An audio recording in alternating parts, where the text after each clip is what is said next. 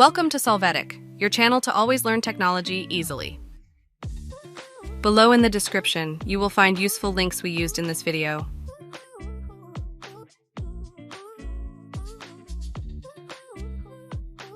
Today in Solvetic, we will see how to create sticker from WhatsApp Android. We start by opening a conversation within WhatsApp. Next, click on the lower emoticon icon. After that, we enter the sticker category icon.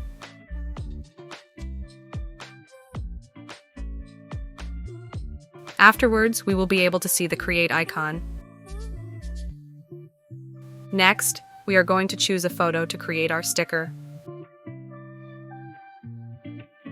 After this, we will see that 2 sticker versions are automatically created.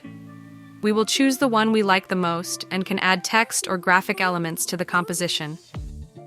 Hey, remember to subscribe Solvetic channel.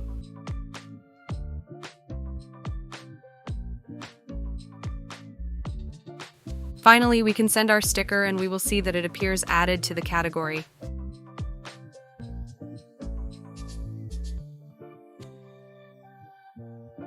We hope it has been helpful for you. Here are links to watch more videos of your interest and subscribe to the Solvetic channel.